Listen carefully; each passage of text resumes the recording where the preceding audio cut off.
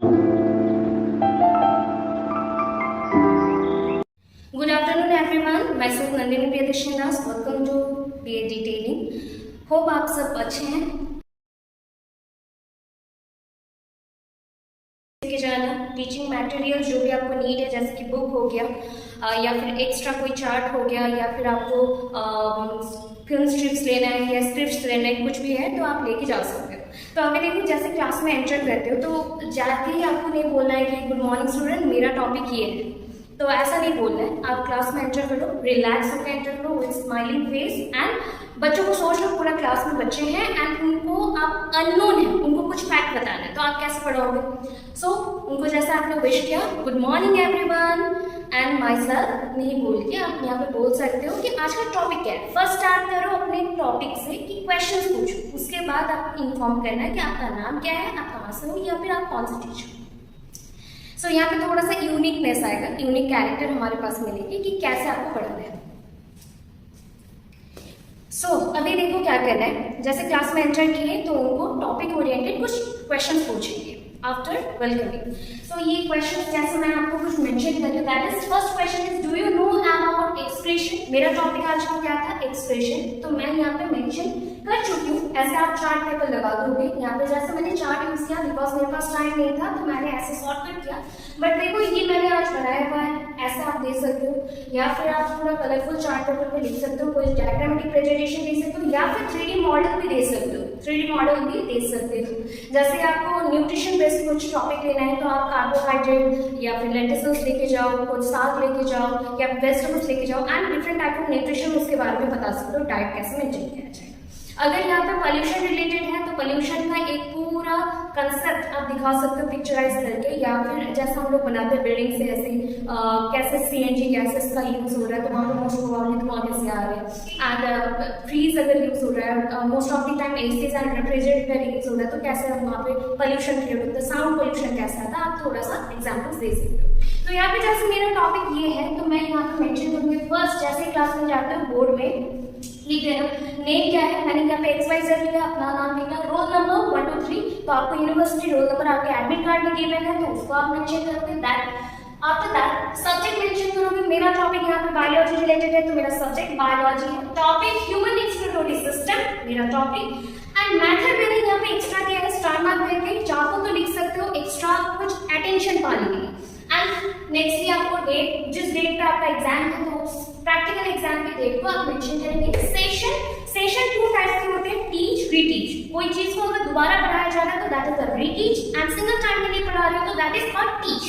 तो यहाँ पे टीच मेंशन किया. Duration most of the time ये आपका मेगा टॉपिक्स है, बड़े टॉपिक्स है, so that it is 35 minutes. It is around 35 minutes. And skill, जो भी स्किल यूज होता है मोस्ट प्रोबेबली हम स्किल हम एक्सप्लेनेशन का यूज कर रहे हैं बिकॉज पिक्चराइज करके हम एक्सप्लेन कर रहे हैं. तो यहाँ पे मैं क्वेश्चंस कुछ पूछूंगी, ज्यादा नहीं, 3 से 4 क्वेश्चंस पूछो जिसका आंसर बच्चे अपना हेड को नॉट करके देंगे, यस नो भी दे सकते हैं या फिर सिंगल वर्ड और सिंगल लाइन करेंगे. Do you know about expression. उन्होंने कभी सुना है या नहीं, आप पूछो. ठीक है. बच्चे अगर बोलते हैं यस, यहाँ पे बच्चे ने बोला यस, आप लिख दो यहाँ पे yes. Then next question number 2, can you tell me if you are not expert then what happen next. उनको पूछो. बच्चे ये बोल सकते हैं, कुछ बच्चे एक्सप्लेन नहीं कर पाएंगे तो उसको छोड़ देना. Is it A physiological process. ये क्या फिजियोलॉजिकल प्रोसेस है, यस और नो. इसमें आंसर देंगे बच्चे बोलेंगे यस. सो यहाँ पे जाने के बाद आप ask to students after giving brief intro to yourself. इसके बाद आप क्या करते हो, इससे पहले आपने तो नेम दे दिया था तो आप बोल भी दो, नेम चलेगा, आगे पीछे बोल सकते हो, कोई प्रॉब्लम नहीं है. इसके बाद आप अनाउंस करोगे. So today's topic is this, और ऐसा बोल सकते हो well student today's topic is this और we will discuss this topic today. ऐसा आपने मेंशन किया.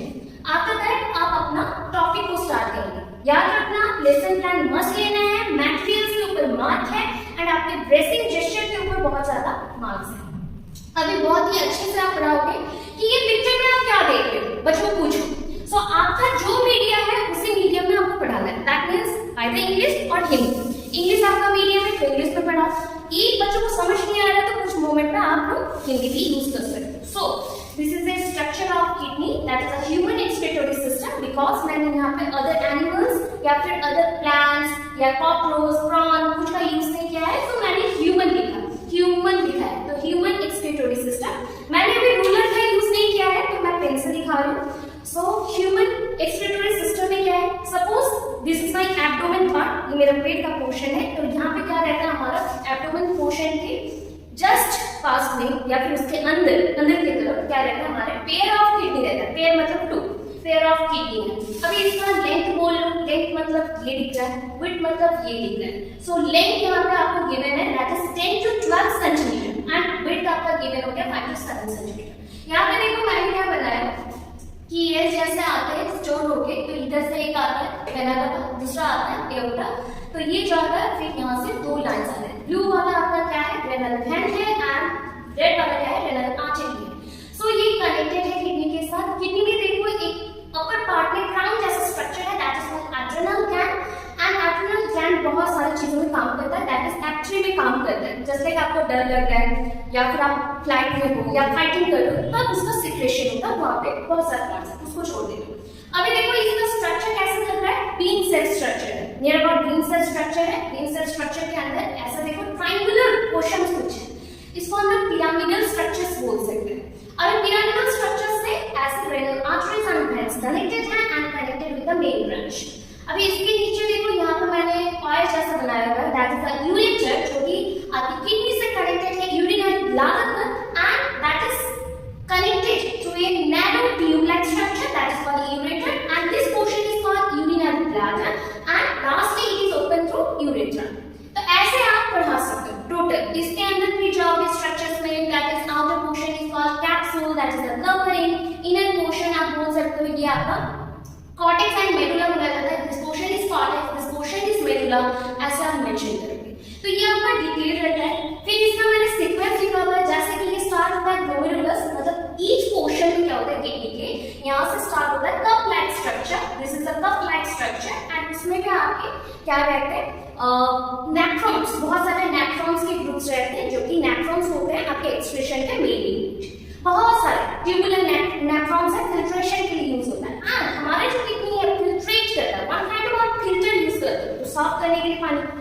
वैसे बॉडी से जो भी नाइट्रोजनस वेस्ट मटेरियल है, डे बाय डे हम लोग जो भी इंटेक करते हैं, उससे जो नाइट्रोजनस वेस्ट है उसको रिमूव करने के लिए हमें क्या चाहिए, नेफ्रॉन्स का यूज करते हैं। तो नेफ्रॉन्स का यूज करके ये ग्लोमेरुलस कप के अंदर वो बनता है एक नेटवर्क लाइक स्ट्रक्चर, एंड इसमें बाउंस कैप्सूल हम बोल सकते हैं। उसके बाद यहाँ से मूव करता है, जैसे कि ये ग्लोमेरुलस से स्ट्रक्चर बनेगा, तो ये पीसीटी तक आता है। PCT is called proximal convoluted tubule, and after that DLH, that is a loop of Henle, ये आपका descending loop of Henle, the descending loop of Henle, that distal convoluted tubule lastly collecting duct. ऐसे आपको पढ़ना है। Total पढ़ाने के बाद आप कुछ क्वेश्चंस पूछेंगे, बीच में भी पूछ सकते हो, लास्ट में भी इवैल्यूएट करने के लिए क्वेश्चन पूछेंगे as per your lesson plan. जैसे कि आपका 10 स्टेप रिएक्शन आपको मैंने बताया हुआ है, वैसे ही इवैल्यूएशन देना। सो लास्ट में पूछने के बाद अच्छा अगर रिजल्ट्स आते हैं, बच्चे अगर बोल पाते हैं, तो उनको रिवार्डिंग भी दो, रीइंफोर्स करो, रिवार्ड दो, एंड पॉजिटिवली कुछ एक गुड और एक्सीलेंट और कुछ एक अच्छा बोल के आओ। So that is your point, इतना आपको करना है, आफ्टर दैट लीव करना है। So thank you so much, ऐसे बोल के आप छोड़ सकते हैं। और एक टॉपिक मैं दिखा रही हूँ नेक्स्ट में। सो एनदर टॉपिक के लिए ये देखिए, जैसे कि आपके फिजिक्स वाले जो भी हैं, फिजिक्स मैथड जिनका है, तो उन लोग क्या करेंगे, सेम थिंग देखो, ज्योग्राफी हो, हिस्ट्री हो, संस्कृत हो, जो भी टॉपिक लेना हो, इवन आप संज्ञा लो, संधि लो, हिंदी का जो बोलो, या मैथ्स का टॉपिक ले लो, ट्रायंगल्स से, सर्कल्स से, कुछ भी ले लो, तो उनका सेम फॉर्मेट मिल जाएगा। जो भी आप फॉर्मूला मैथ्स में कैसे करोगे बोलोगे, तो मैथ्स का प्रॉपर्टीज लिख लो, फॉर्मूला लिख दो, प्रिंसिपल्स लिख दो, हो जाएगा। ऐसे चार्ट पे ट्रैक करके जाएगा। जैसे कलरफुल थोड़ा लिखो, व्हाइट से बेटर है दूसरे कलर का यूज करना, तो इसके थ्रू हम क्या कर सकते हैं, बच्चों को अट्रैक्ट कर सकते हैं। और देखो एक चीज यहाँ पे मैंने कुछ चेंजेस नहीं किया, थोड़ा सा भी चेंज किया है, दैट इज सब्जेक्ट में एंड टॉपिक में, अदर और कुछ चेंजेस नहीं है। जैसे नेम वैसे रहा, रोल नंबर रहा, सब्जेक्ट पहले लिख चुकी थी बायोलॉजी, तो यहाँ का भी आ गया फिजिक्स। वैसे आपको Sanskrit, Hindi, geography, history, English जो आपका सब्जेक्ट है। टॉपिक आप जो भी टॉपिक ले चुके हो उसको, इसका लेसन प्लान आप मेंशन करके अपने पास रखो, मैथड सेम रहेगा, date, session, duration and speed. अब देखो सेम क्वेश्चन फिर से पूछ रहे हैं, ठीक है। देन आपको इंट्रो भी थोड़ा सा देना है, उसके बाद अनाउंसमेंट करना है टॉपिक का, नेक्स्ट भी आपको ऐसे जाना है। तो जैसे ही क्लास में एंटर करते हो ना, चार्ट को पहले अटैच कर देना कहीं, अटैच कर देना। पेपर टेप लेके जाना, डबल साइडेड पेपर टेप होता है, उसको लेके जाओ। उससे क्या होगा, ना ही उनका वर्क खराब होगा, ना ही आपका जो भी चार्ट है वो खराब होगा। ये मॉडल कुछ ले जा सकते हो तो वो और भी बेटर है। मॉडल क्या होता है, जैसे कि मेरे टाइम में मैंने हार्ड का एक फाइबर का एक लेके गया, ठीक है, वैसे ही आप भी ले सकते हो। तो ऐसे देख लो, एनर्जी मेरा अभी का टॉपिक क्या है। So today's my topic is energy. Now today we will discuss this topic, that is energy. Energy क्या होता है, एनर्जी क्या होता है, एनर्जी बच्चों को कैसे मिलेगी? फर्स्ट ये पूछ सकते हो, that is a simple question कि एनर्जी आप लोगों को कैसे मिलेगी। सो हम अगर खाना खाएंगे तो हमारी बॉडी में एनर्जी आएगी, that is carbohydrate, protein, lipids, fats, जैसे इंटेक करते हो उससे हमें क्या मिलेगी, एनर्जी। बट यहाँ पे एनर्जी का बात आता है physics related. So that definition now देखो, it is defined as a physical quantity that is transferred from one object to another or one form to another to perform work or to hit the object. Okay, nextly SI unit देना है। Physics में आपको जानना है कि SI units बहुत रहते हैं, तो SI यूनिट्स देना है जो भी आपके टॉपिक्स हैं उससे रिलेटेड।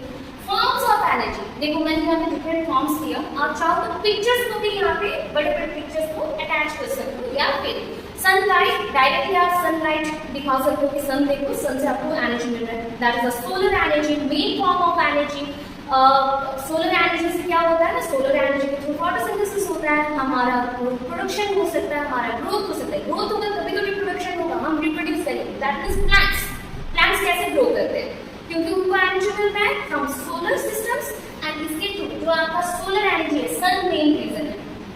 उसके साथ देखो यहाँ पे मैंने और एक बनाया बल्ब, ठीक है। आप इजीली एक बल्ब को ले जा सकते हैं एंड उनको दिखा सकते हो, ये हुआ बल्ब, एंड बल्ब भी एक लाइट एनर्जी का सोर्स है। मतलब आप बोल लो लाइट एनर्जी जो लाइट प्रोवाइड करते हैं, so that solar energy and bulb हमारा लाइट एनर्जी है। अभी देखो नेक्स्ट में हमें कुछ दिखाया, that is the energy from moving parts, जो चीज मूव कर रही है, दैट इज मूवमेंट से हमें जो मिलेगा। सो मैकेनिकल एनर्जी, जैसे आप साइकिल चलाते हो, गाड़ी चलाते हो, और फैन चलता है जो मूव कर रहा है object, that is a mechanical energy. अभी देखो थर्मल एनर्जी, थर्मल एनर्जी का कैसे दिखा सकते हो, एक अगरबत्ती ले जाओ एंड माचिस ले जाओ, जला दो, दिखा दो। So that is a thermal energy, क्योंकि वुड को हम वुड लॉग को जला नहीं सकते उतना जल्दी, तो आप थर्मल एनर्जी दे सकते हो। थर्मल टेम्परेचर रिलेटेड होता है, जो जहाँ से हीट मिलती है तो वो आपका थर्मल आ जाएगा। अभी नेक्स्ट देखो, that is a electrical energy. कोई भी एक आप अप्लायंसेस देखो, that is a home appliances, grinder हो गया, माइक्रोवेव हो गया, फ्रीज हो गया, टीवी हो गया, रेडियो हो गया, जो भी इलेक्ट्रिक सिस्टम के थ्रू चलता है, दैट मीन्स आपने एक बोर्ड दिखाया, उसमें स्विच है एंड आप एक प्लग इन करते हो एंड उससे इलेक्ट्रिक आता है, करंट आता है एंड ये चलता है। Last one is sound energy, जैसे मैंने कोई ऑब्जेक्ट डाला तो इससे आपको क्या मिलेगा, एक साउंड है। ये साउंड कैसे आता है, ये मैंने स्ट्रक्चर दिया है ईयर का, ईयर में साउंड में वाइब्रेशन आता है, वाइब्रेशन के थ्रू ये वाइब्रेशन जैसे ही एंटर करेगा आपके ईयर ड्रम में को जैसे बीट करेगा ऐसे, एंड इसी बीट के थ्रू बहुत सारे मैकेनिज्म उसके अंदर होते हैं जो बायोलॉजी में पढ़े जाते हैं, एंड इसके थ्रू आप सुनते हैं, तो that is a sound energy. ऐसे आप स्ट्रक्चर्स को प्रॉपर्ली बोलो। अगर बच्चे कंफर्टेबल है इंग्लिश में तो इंग्लिश में टोटल बोलना, या फिर बीच बीच में आप हिंदी का यूज कर सकते हैं। हिंदी मीडियम वाले टोटली आप लोग हिंदी में ही बोलोगे, कोई प्रॉब्लम नहीं है, बीच में एक आध इंग्लिश यूज कर सकते हो। अगर बोलोगे मैम सोशल साइंस का क्या यूज करें, कौन सा टॉपिक है, कॉन्स्टिट्यूशन ले लो, पॉपुलेशन ले लो, या फिर आप ग्लोब यूज कर सकते हो, ग्लोब का एक डायग्राम या फिर बड़ा सा ग्लोब भी मिल जाता है मार्केट में, वो लेके जा सकते हो। या बोलोगे पोल्यूशन, पोल्यूशन रिलेटेड चार्ट बना लो, बेटर रहेगा। रिवर सिस्टम सिखाना तो वो भी चलेगा। अगर मैं बोलूँ कि आप इंग्लिश में लेना चाहते हो, नाउन या फेस्टिवल्स रिलेटेड कुछ भी ले सकते हो, लैंग्वेज रिलेटेड ले सकते हो। अगर बोलोगे कॉमर्स का तो दैट इज मैंने अभी पढ़ाया था ई कॉमर्स और ई बिजनेस, तो उसको ले सकते हो, because now it is very vast topic and very much important. तो ऐसे आप बोल सकते हैं। एंड आफ्टर दैट अगर किसी बच्चे ने बहुत ही अच्छा आपके साथ बिहेव किया तो उसको चॉकलेट दे सकते हैं। So that is the point. इतना मैं आपको अलग करती हूँ। आई होप इतना समझ आया।